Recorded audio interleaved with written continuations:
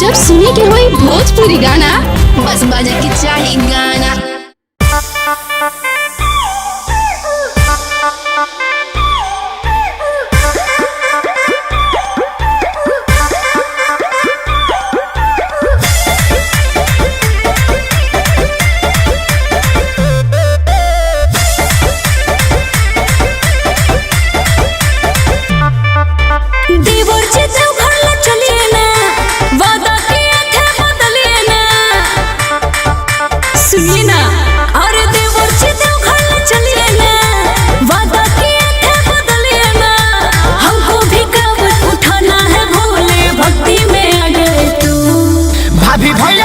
हम जवाब देंगे देवघर में भूला गए तो भाभी भैया को क्या हम जवाब देंगे देवघर में भूला गए तो।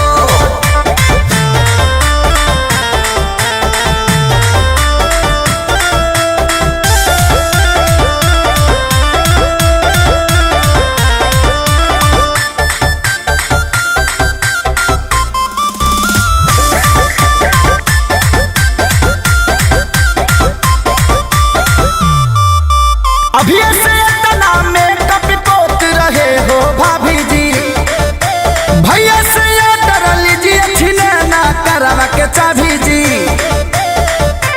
आपके भैया बड़े बदमाश, पूछे तो मना कर देंगे।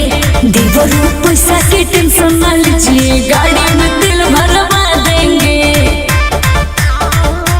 बाबा बजा चढ़ाना है रातें सपना में आ गए वो। भाभी भैया से क्या हम जवाब देंगे देवघर में भूला गए तो भाभी भैया से क्या हम जवाब देंगे देवघर में भूला गए तो।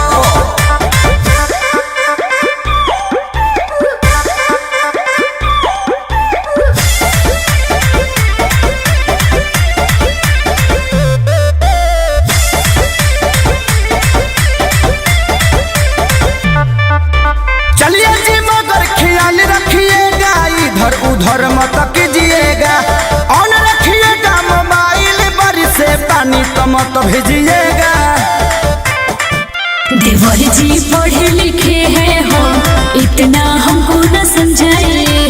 संतोष साहिल सोनू